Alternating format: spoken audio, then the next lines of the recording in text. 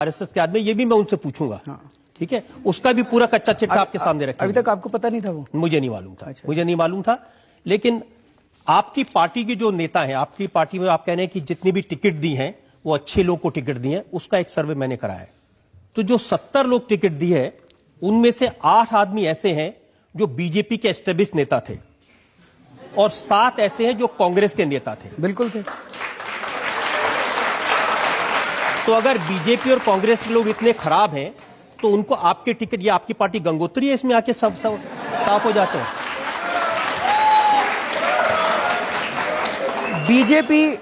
BJP एक mafia है, उसको माफिया चला रहा है। कांग्रेस भी एक माफिया है, उसको भी माफिया चला रहा है। लेकिन बीजेपी और कांग्रेस के अंदर चंद लोग ऐसे हैं जो अच्छे लोग हैं, जो वहां पे घुटन महसूस कर रहे थे। ऐसे लोगों का स्वागत है। मैंने तो 2 अक्टूबर को जब हमारी पार्टी बनी थी तब भी मैंने ऐलान करा था कि इस देश के सारे अच्छे लोगों को इकट्ठा होने की जरूरत है। जहां भी कोई काम ऐसे एक दो अच्छे लोगों से मिलवा दूं मैं आपको। सर 1 मिनट तो आप सुन लीजिए, जिनको आपने मैं 2 मिनट तो मेरे को बात नहीं करने दे रहे। अरे आप ही को तो बात करने दे रहे हो अब तक। बीजेपी और कांग्रेस के अंदर जब भी कोई आदमी आता है, बीजेपी या कांग्रेस या किसी और भी पार्टी का, और हमारी पार्टी में आना की टिकट लेना चाहता है, मैंने जैसे बताया कि हम एक एक आदमी की जांच करा रहे हैं। जब कोई दूसरी पार्टी छोड़ के आता है तो उसकी 3 गुना जांच कराते हैं हम लोग। जिनकी आपने 3 गुना जांच कराई उनकी थोड़ी जांच मैंने भी कराई। हाँ, बता दीजिए। उत्तम नगर विधानसभा से आपने टिकट दी है देशराज राघव को। इनको माना जाता है राशन माफिया।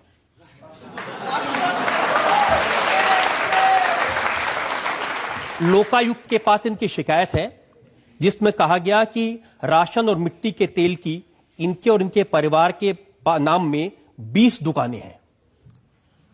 मिलावट का सामान बेचते हैं, पत्नी के नाम पे, बहन के नाम पे, परिवार के नाम पे, और ये सारी डिटेल्स आरटीआई से निकाली हैं। आप चाहें तो मैं आपको पूरी डिटेल दिखाऊं। मेरे को सारी पता है सर, मैं अभी बता देता हूं सर। अच्छा, आपको पता है, उसके बावजूद आपने इनको टिकट दे दी? मैं सारा केस बता देता हूं आपको।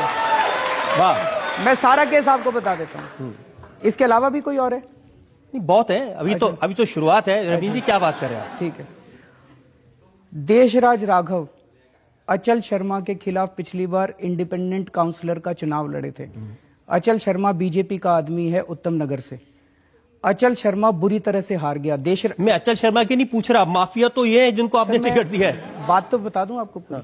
अब मेरे को पूरा करने देंगे, बीच में काटेंगे नहीं? नहीं, बिल्कुल काटूंगा। अगर आप, मैं पूछ रहा हूं कि क्या इनके खिलाफ लोकायुक्त के पास शिकायत है कि नहीं है? सर मेरे को जवाब देना पड़ेगा। अगर आप मेरे को जवाब देने देंगे तब तो मैं जवाब आप जवाब दे ही नहीं रहे, आप तो दूसरे बात के बारे में बात कर रहे हैं। तो फिर ऐसे तो काम नहीं चल सकता। ऐसे ही काम चलेगा? आपकी मर्जी। जब राजनीति में आए तो ऐसे सख्त सवालों के जवाब देने पड़ेंगे। मैं जवाब देने अब आप बच नहीं सकते इन चीजों से। तो बता तो रहा हूं मैं। अगर आप बेईमान आदमी को टिकट देंगे तो सवाल तो पूछे जाएंगे आपसे। आप जवाब ही नहीं देने दे रहे, आप सवाल ही पूछ रहे हैं। आप जवाब नहीं दे रहे हैं ना। चलिए अब बोलूं मैं? बोलिए। मेरे को बात पूरी करनी पड़ेगी, बिकॉज वो बात पूरी। आप बात बोल नहीं रहे, बार बार घुमा रहे हैं। आप बार बार कह रहे मुझे बोल नहीं दे रहे, लेकिन बोल नहीं रहे। मैं तो चुप हूं, बोलिए। अचल शर्मा को इन्होंने पिछली बार हराया था। आप अचल शर्मा के पीछे पड़े आप? सर ये अचल शर्मा की कंप्लेंट है, ये अचल शर्मा की कंप्लेंट है। मैं आपसे पूछ रहा हूं कि देशराज राघव, सर ये नहीं है उनके दुकान, एक भी दुकान देशराज राघव के सामने अगर आप साबित कर दें, हम अपनी पार्टी बंद कर देंगे। नहीं, ये प्रूफ है, ये आरटीआई से इंफॉर्मेशन आई है। ये प्रूफ है, ये आरटीआई की इंफॉर्मेशन नहीं है, ये अचल शर्मा की कंप्लेंट की कॉपी है। ये कंप्लेंट की कॉपी, हाँ, लोकायुक्त से आई है। अब मैं आपको कंप्लेंट तो कोई भी कर सकता है। अगर आपको आरटीआई का शौक है, दिखाइए। ये लीजिए आरटीआई, ये आरटीआई की कॉपी है।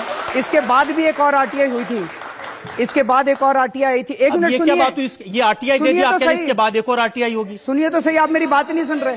ये जो आरटीआई आई थी, एक मिनट, ये देशराज राघव के खिलाफ एक आरटीआई है। हाँ। लोकायुक्त की अगर आप पूरी कंप्लेंट पढ़ें, लोकायुक्त की कंप्लेंट में लिखा हुआ है कि उन्होंने अचल शर्मा ने एक आरटीआई डाली जिसके अंदर उनको एक इंफॉर्मेशन मिली।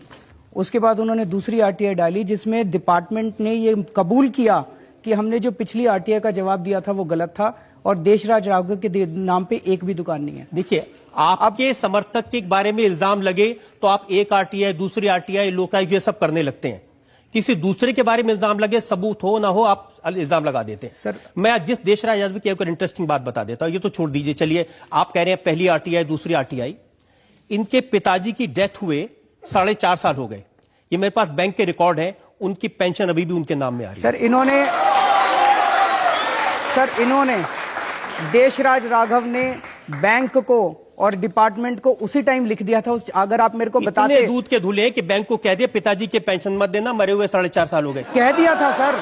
क्या बात कर रहे हैं? मैं आपको चिट्ठी की कॉपी दिखा देता हूं। मैं आपको चिट्ठी की कॉपी दिखा देता हूं। बैंक की कॉपी है, अभी हाल ही में बैंक में जमा हुए पैसे। हाँ तो सर इसमें से उन्होंने 4 साल पहले जब उनके पिताजी की डेथ हुई थी, उन्होंने जो चिट्ठी लिखी थी बैंक को, वो चिट्ठी की कॉपी अगर आप मेरे को पहले बताते, हाँ। मैं वो सारे सबूत लेके आ जाता आपके पास। आप पहले आदमी जो मुझे कह रहा है आपकी अदालत में आया तो मुझे पहले बता देता क्या कर रहा है। तो सर अगर आप ये डॉक्यूमेंट्स दिखा रहे थे, ये तो वन साइडेड डॉक्यूमेंट्स है ना, ये तो वन साइडेड डॉक्यूमेंट आपने भी, मैं आपको काउंटर देने के लिए तैयार हूं। जब लोगों पर इल्जाम लगाए हैं ना, तो वन साइडेड डॉक्यूमेंट पर लगाए हैं। हाँ तो सर आप तो उसके बाद आप जब प्रेस कॉन्फ्रेंस करते हैं जिसके खिलाफ में, उसको पहले बता देते हैं मैं आपके खिलाफ ये बोलने वाला हूं, अब जवाब लेके आ जाओ। ऐसा तो नहीं हो सकता। नहीं तो ठीक है भाई, अब तो जनता तय करेगी। देखिए मैं आपको और एग्जाम्पल बताता हूं। करोल बाग से आपने विशेष रवि को टिकट दिया है, उनके भाई चकित रवि अभी 26 अगस्त को किडनैपिंग के इल्जाम में पकड़े गए जेल में। ऐसे आपके उम्मीदवार हैं। हरीश अवस्थी, विनोद कुमार, बड़ी लंबी लिस्ट है ऐसे उम्मीदवार। अब आप क्या करेंगे? जिन उम्मीदवारों के खिलाफ इल्जाम है, जिन उम्मीदवारों के खिलाफ भ्रष्टाचार के आरोप हैं, जिन उम्मीदवारों के खिलाफ या उनके भाई के खिलाफ क्रिमिनल केस हैं, उनको उम्मीदवार बनाए रखेंगे या हटा देंगे? सर ये हम सारी जांच कर चुके हैं। ये सारे डॉक्यूमेंट्स आपके पास वन साइडेड डॉक्यूमेंट्स। आप ही जांच करते हैं, आप ही फैसला करते हैं, आप ही उम्मीदवार बनाते हैं। सर हम लोगों ने सारी अपनी इंटरनल जांच कराई है, और अगर सबूत ये सर लोकायुक्त में कंप्लेंट तो कोई भी जाके पॉलिटिकल ओपोनेंट दे सकता है। हमारे जितने भी कैंडिडेट्स हैं उनके खिलाफ कोई भी जाके कंप्लेंट दे देगा और फिर ये दिखाएगा जी देखो लोकायुक्त में कंप्लेंट है, लोकायुक्त में कंप्लेंट है। भाई हम भी तो देखेंगे ना कि कंप्लेंट में कुछ दम है कि मनमोहन सिंह की तरह बात कर रहे हैं। मनमोहन सिंह तो बोलते ही नहीं है, मैं तो बहुत बोल रहा हूं। ये लोग कंप्लेंट कर देते हैं, मुझे क्या पता इसमें क्या है। मैं थोड़ी कह रहा हूं मुझे क्या पता, मुझे पता है। मैं सारे जवाब तो दे रहा हूं आपको, आप सुन ही नहीं रहे जवाब। कहां जवाब दे रहे हैं आप? अब मैं सारे जवाब आज ये पहली बार ऐसा लग रहा है अरविंद केजरीवाल के पास जवाब नहीं है। आप जो मर्जी कह लीजिए कि हाँ ठीक है मेरे पास जवाब नहीं, आप कह लीजिए। नहीं मेरे कहने से क्या है भाई, आप देखिए आप अपना मन बना बैठे हैं। आज आप अपना मन बना बैठे हैं। अब ये भी आर्गुमेंट नहीं चलेगा अरविंद जी। जनता बैठी है सबके सामने, मैं कागज दिखा रहा हूं, सवाल पूछ रहा हूं, आप कह रहे मन बना बैठे हैं। अगर मन बना बैठा हो तो आपको बुलाता क्यों और आपसे सवाल क्यों पूछता? सर जो आप